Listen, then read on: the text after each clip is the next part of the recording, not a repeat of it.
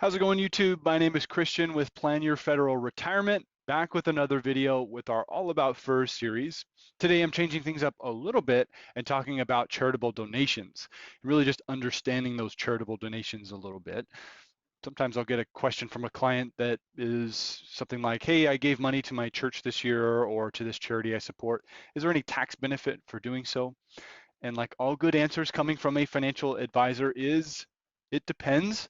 And so in today's video, I wanted to talk about why it depends. And in some cases, yes, there is a tax benefit for doing so. So we're going to talk a little bit about taxes today as well. And my legal disclaimer here, we're not giving tax advice. So consult with your tax professional, your financial advisor for tax advice. Today, I'm just going to be talking general about taxes. So first thing I'll say when it comes to giving money away is we don't do it for tax benefits, right? That's not the primary reason we should be giving money away. It should be because we either want to help out somebody or some cause or our church, right? It's not for a tax benefit. That's a later benefit that could be received from giving that money away. There is a distinction as well between giving a gift to a family member, to a friend, even a complete stranger off the street, where we can give as much money away as we want, and there's not going to be any sort of tax benefit for doing so because it's not a qualified organization. If we're giving money to a qualified organization, such as a church or a charity or any other nonprofit there that is considered a qualified organization, then in that case, we might get a tax benefit for doing so. Really depends on if we're doing the standard deduction on our taxes or if we're going to be itemizing our deductions on our taxes. Prior to the Tax Cuts and Jobs Act, prior to 2018, so 2017 before, a lot of taxpayers were doing itemized deductions on their taxes, mainly because the benefits that after they itemized their deductions were greater than the standard deduction.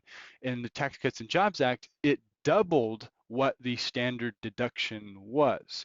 So for example, here in 2023, the standard deduction for a married filing joint household is $27,700 for 2023. And 2024, it's going to be $29,200.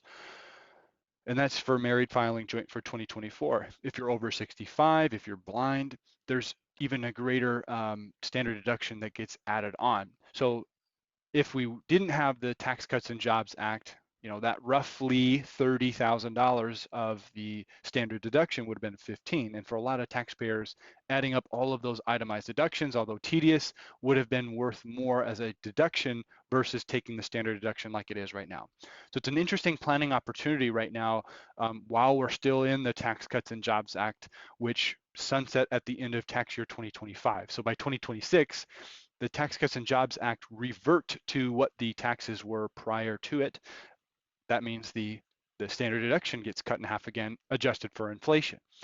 So what we'll probably see happen is starting 2026, probably have lots of taxpayers going back to the itemized deduction and even more of a benefit. I want to talk about taxes a little bit more and understanding how and when the deductions come into effect. So let's just talk about something called your adjusted gross income or your AGI. Your AGI is found when you add up things like your wages, the taxable amount of your Social Security. This would be your retirement account distributions. So think TSP distributions, think IRA distributions, think pension income that you're receiving.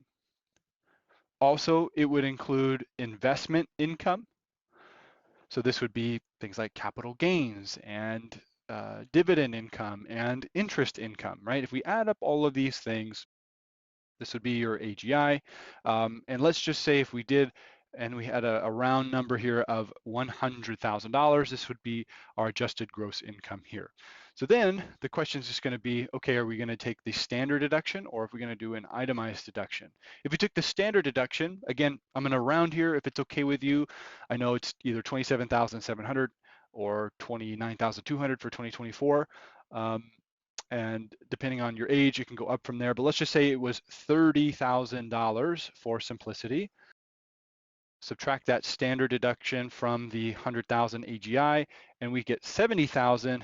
This represents our taxable income, and this gets ran through either more deductions for, or not deductions, but credits, such as the child tax credit or education credits or solar credits, right? This would be our taxable income minus any credits afterwards. So the question is, if instead we didn't take the standard deduction and instead we itemized our deductions, that would be unreimbursed medical expenses, that would be state and local taxes like state income taxes, that would be sales taxes and real estate taxes, property taxes.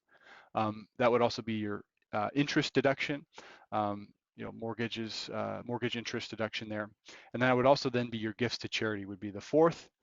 If we add up those and it's greater than that 30,000, then we would be able to itemize deduction. And like I mentioned, gifts to charity makes up that itemized deduction. But for, again, a lot of people, they don't do that. They don't itemize it. They take the standard deduction. In that case, that gift to charity would not be a tax benefit. We wouldn't get that deduction for doing so.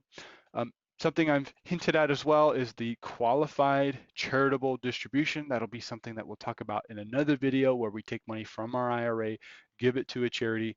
You can, in that case, have a standard deduction. You can claim a standard deduction and get that tax benefit for giving a gift to charity. There's just a certain set of rules there that we have to follow. So hopefully this is helpful as we're looking at the answer to qualified charitable distributions to understand them a little bit more. There are some tax planning things to be thinking about while we're in the Tax Cuts and Jobs Act. If we're still taking the standard deduction, there's things like the qualified charitable distributions, like I mentioned. There is another plan called bunching, where we can take the amounts that we were planning to give and maybe over the next 4 or 5 years, bunch them up together and give a larger gift for this 1 year. And in that case, purposely do an itemized deduction because our gifts to charity would be higher than our standard deduction that year. That's another strategy to be thinking about along with that QCD. So hopefully this was helpful in understanding qualified distributions and gifts to charity a little bit more. If you have more questions related to this, of course, you can go ahead and put the question below in the comment section. You can also hop onto our website at planyourfederalretirement.com, where you can look up our articles that we've gotten and other videos that we've put out. And as always, until next time, happy planning.